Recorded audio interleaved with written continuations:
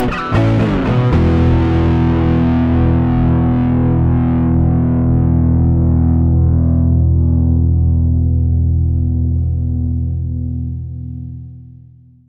TV, I'm Mike Reid. I'm with the lovely Limahl. My goodness me, what a year it's been for you. Hey Mike, if you want to call me lovely, I'm very happy with that. But the Heritage Chart, which has now gone from strength to strength, came about through a conversation we had because Still in Love, fantastic track, wasn't getting any traction anywhere. And I was just appalled. I thought, this is such a good song. And it's such a shame when great songs are passed by for the writer and for the artist. And you think, what do I have to do? You know it's good, but you don't know what to do with it. But the industry is in a strange shape at the moment. What a great idea the Heritage Chart is, and just came about from that casual email thread that we were having. And suddenly this massive idea, which could go, could go on.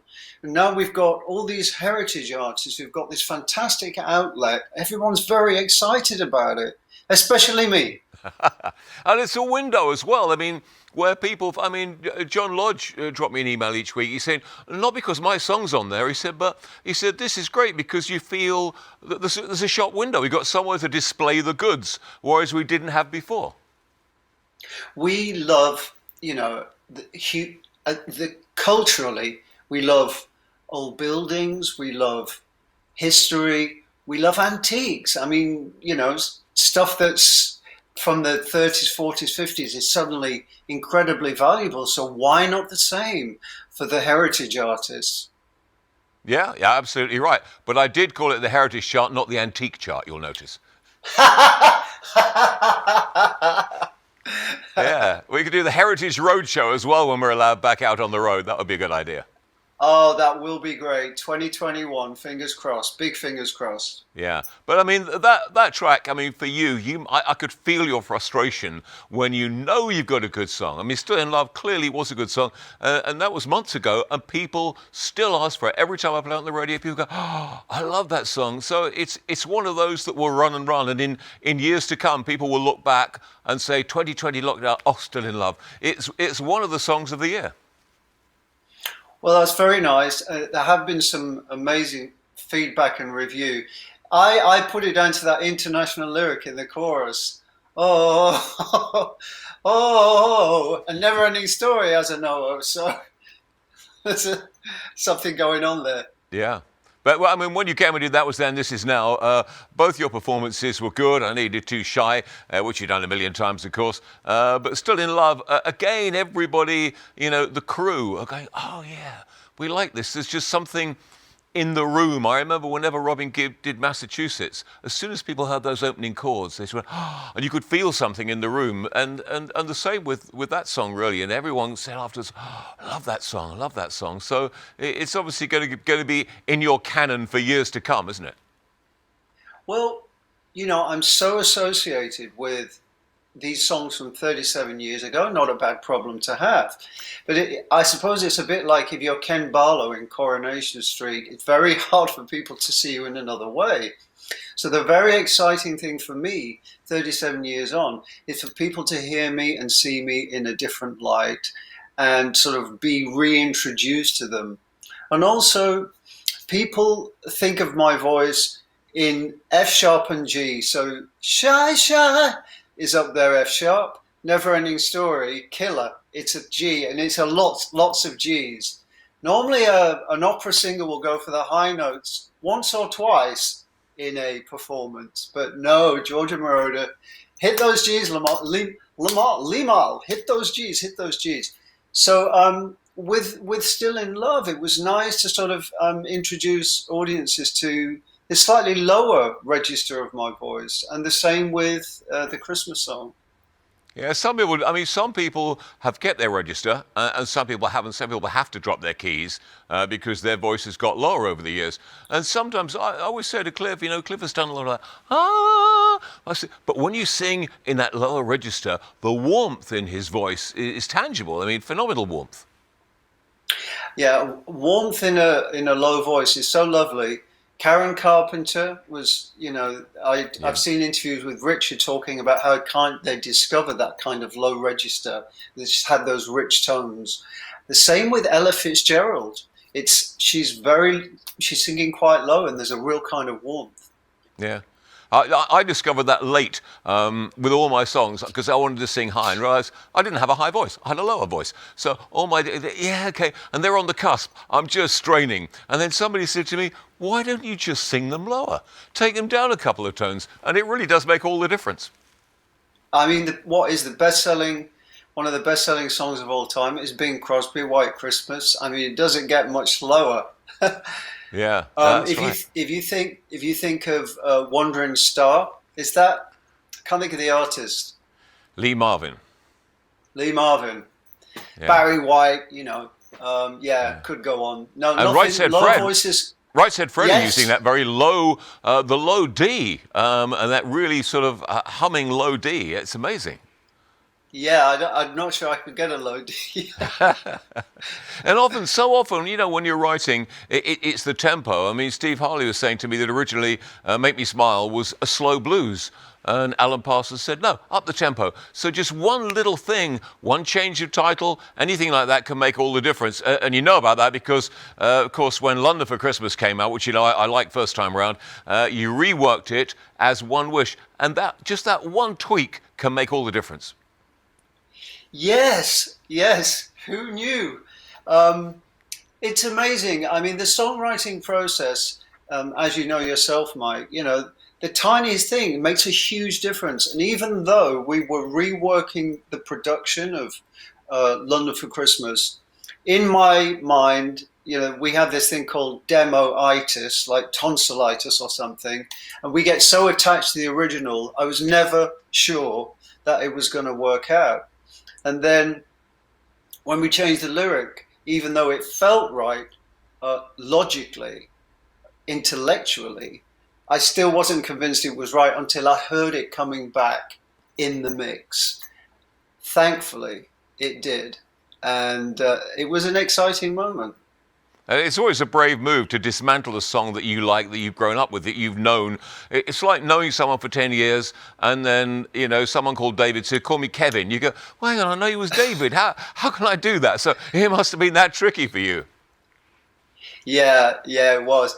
But there's something about the word wish. And it just came to me one morning, lying in bed as you do. And I thought, well, that's nice. Immediately WhatsApp my co-writers, John Nicol and Ian Curnow. Ian Curnow, of course, who is associated with another big UK Christmas song, East 17, Stay Another Day. And Ian wasn't too sure. It took a while, but we got there. Yeah, and it's the best time to think of ideas, I always think, that period between waking and getting up, between getting into bed and going to sleep, that sort of somnolent period where you allow yourself to think about anything. Yeah. You don't want it happening in the middle of the night, but it has once or twice, and you're like, shall I get up and write it down? I'm too tired, and then the next day you regret it. Yeah, absolutely. But, I mean, it's worked out. Let's take a look at the video, One Wish for Christmas.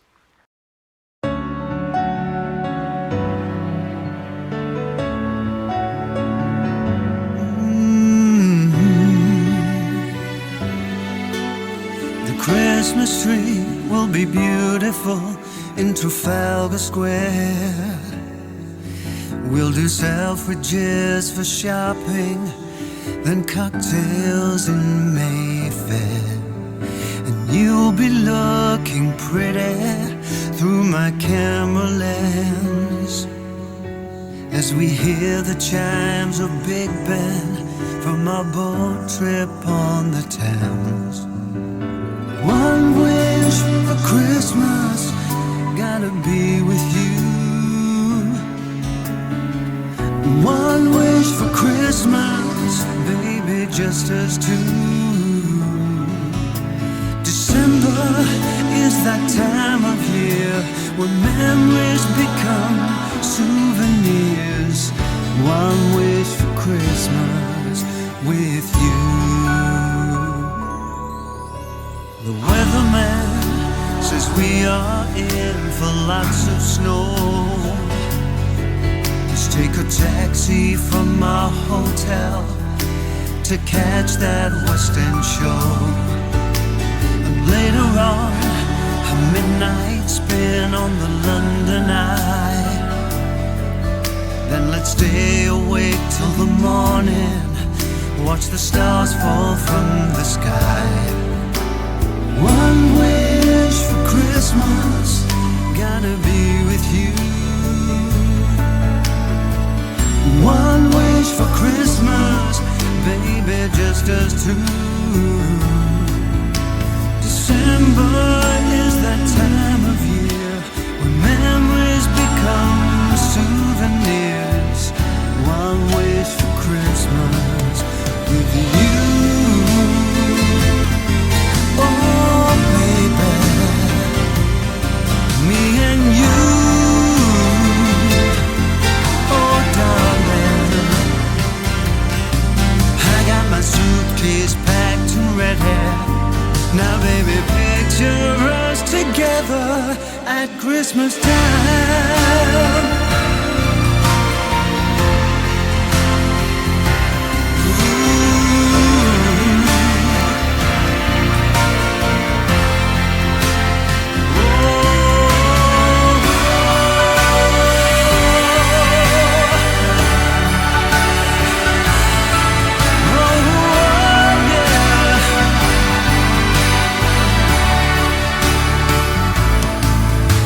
December is that time of year when memories become souvenirs. December, just forget your fears and cherish those we hold so dear. One wish for Christmas, one wish for Christmas, one wish for Christmas with you.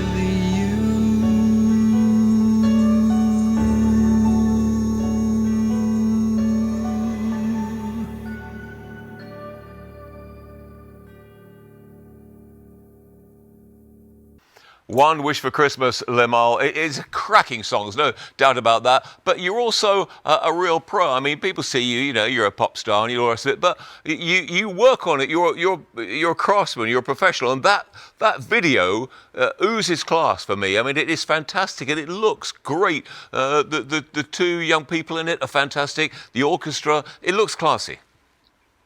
Okay, so, you know, when the song was finished and we were running out of time, because when I first contacted the producer, Ian Curnow, he couldn't find the files. And this is back in June, okay?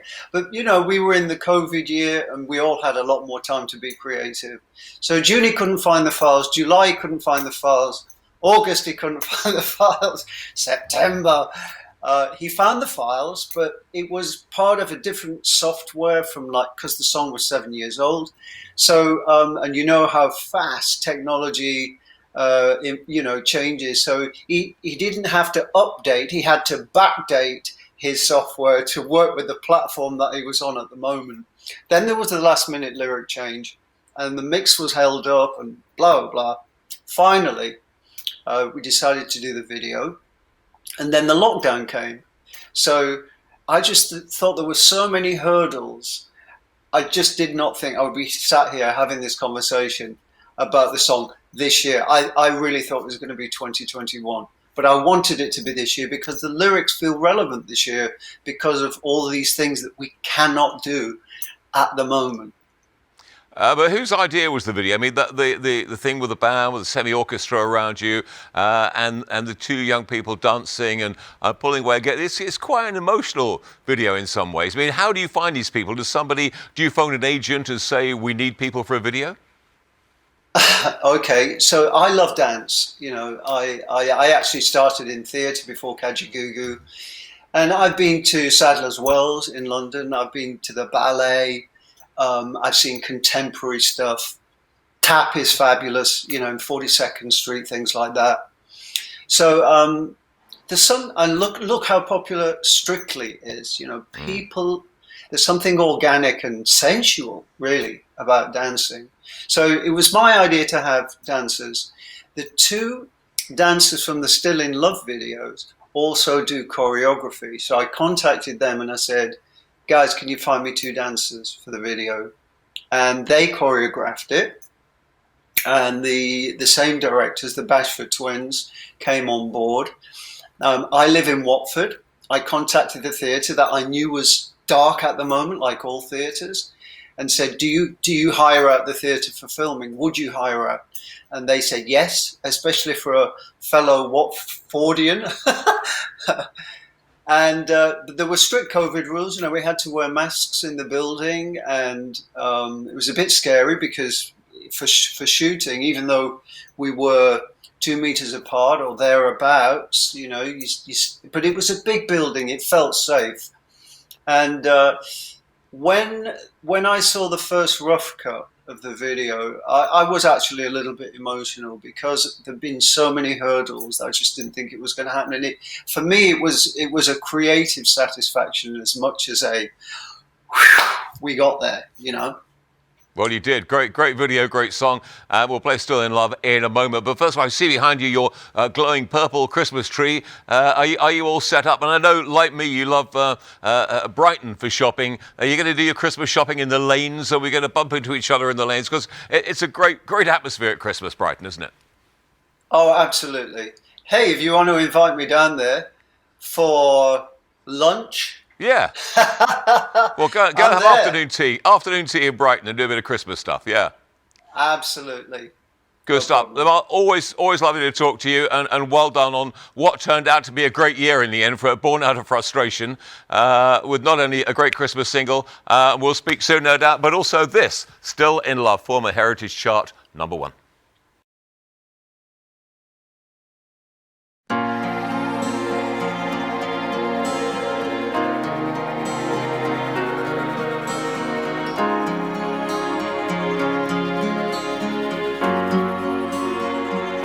At night I can't sleep, 'cause I'm thinking of you. Tossing, turning, stomach churning. I'm cold, but sweating too. In the day I don't eat, and I can't work at all. Concentrating's just frustrating. My life is in free fall. Still in love with you.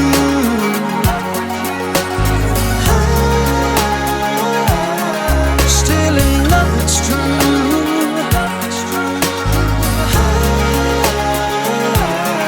Still in love, a fool. You've broken my heart, tore me apart. I just can't get over you. I take pills for the pain, yes I do, but it brings no relief. Unrelenting, tormenting my heart, it's diseased. Why should I carry on? Because nothing makes sense. I'm qualified for suicide. It would just be self-defense. Still in love with you.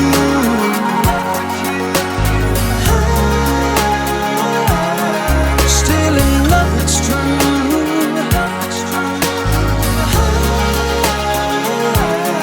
Still in love, a fool. You've broken my heart, tore me apart. I just can't get over you. Oh baby, resuscitate me. Remember what we had before.